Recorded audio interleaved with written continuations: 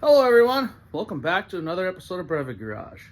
As you saw in the last episode, we had some wiring issues on account of I don't know what the hell I'm doing.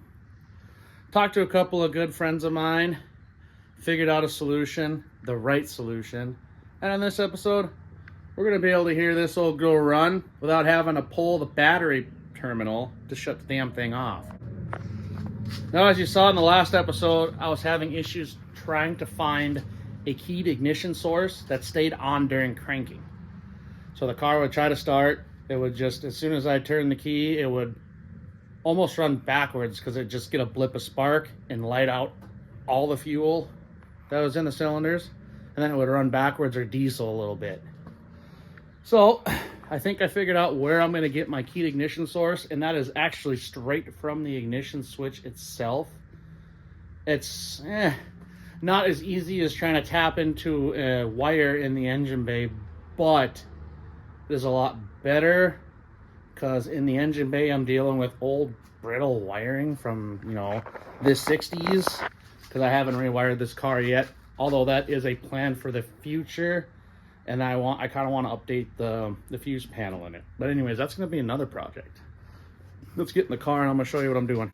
All right, now that we're in the car, I'm trying to get this off, and it's proving to be a nightmare because it's finding a thread getting really tight, and as soon as I get past that point, it like jumps back in. So I might have to put you down so I can fight this.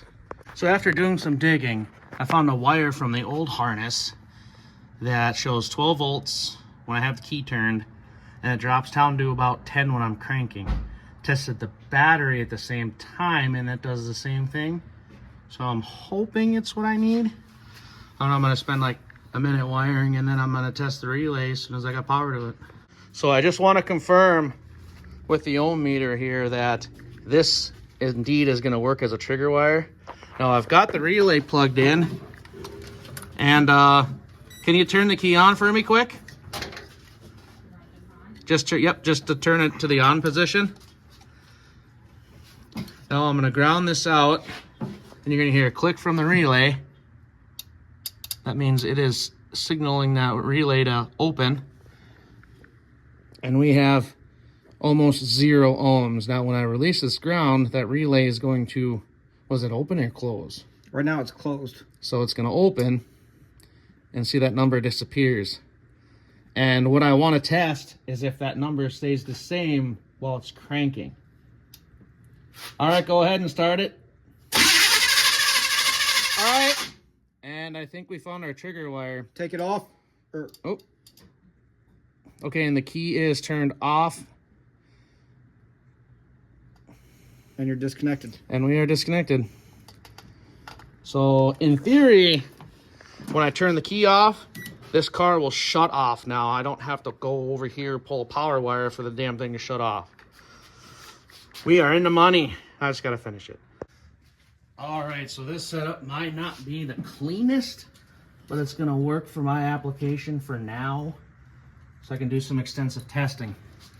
So I'm going to ground this to the firewall, and we've just tested that out. It does trigger the relay when you turn the key, even with all this paint here. That bolt actually gets deep enough where it's proper ground.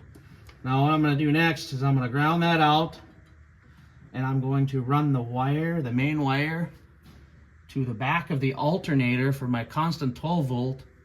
And in between that and the relay, I'm going to have an inline fuse in case there's a power spike. It'll pop this fuse before it hurts anything else. And that's that yellow wire. This blue wire goes to the distributor, makes all the sparkulators happen. All the good news. So I will show you what that looks like when I'm done.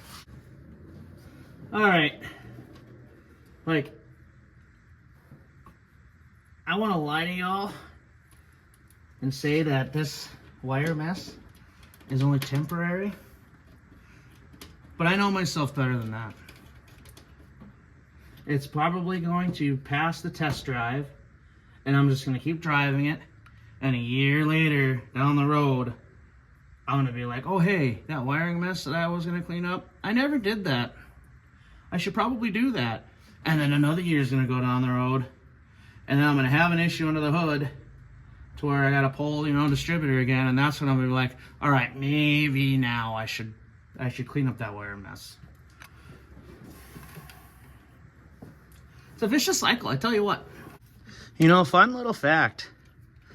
As I'm recording this video, I don't even have the first one uploaded yet because I've been running into software issues to where it's been taking me days to do it, like literal days. Like today, it's Wednesday today.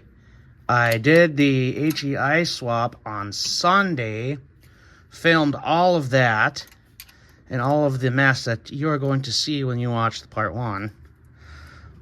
And now I'm filming part 2 without even uploading part 1. Just happens sometimes. Anyways, what I'm doing now is I am pulling this main power from the alternator because that's where I'm going to tap in with this wire for my constant 12 volt on the relay. We're going to find out in a hurry that if this is a reliable 12 volt or not. I'm hoping it is because I don't want to go all the way to the battery with 10 gauge. I'd rather just go to where I know power's coming from. And this doesn't, Anyways. I'm gonna try to get the wire in this grommet because I want to try to make it nice and neat and follow the factory harness here. Wishful thinking, I know. Ugh. I'm by a main frickin' road. And all I hear is people out there having fun. Come on. I'm almost there. Let's go. All right, so technically, something should happen here.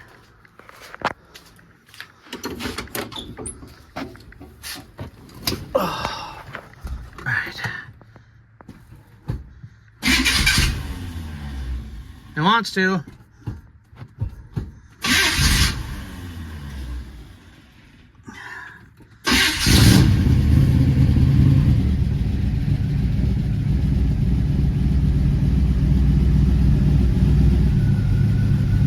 Wow.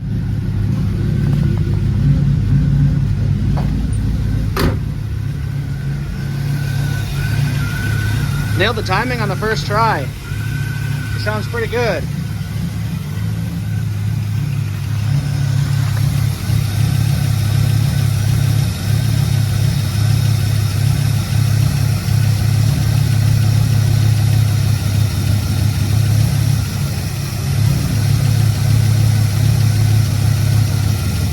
Seems like that's not doing anything.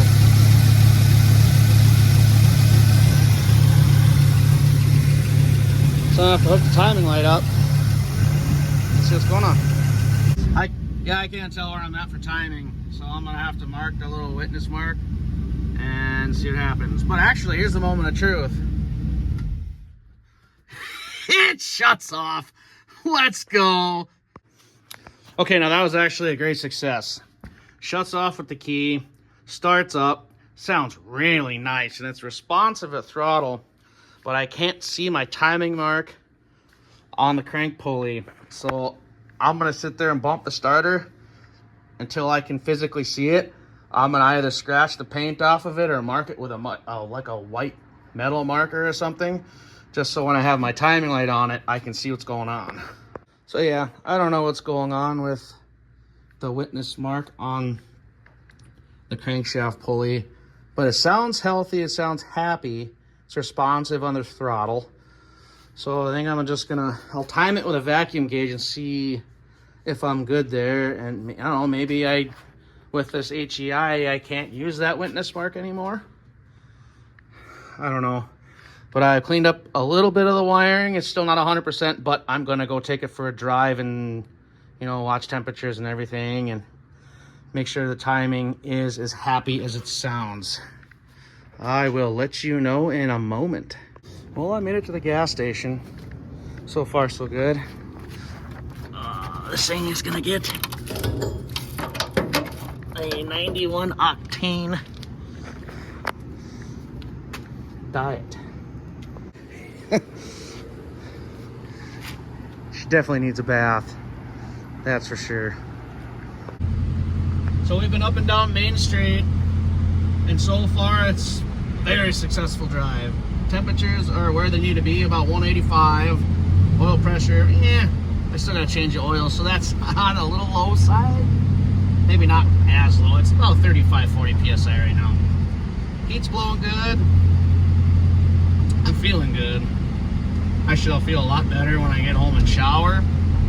So anyways, that's going to do it for this episode of Brevet Garage.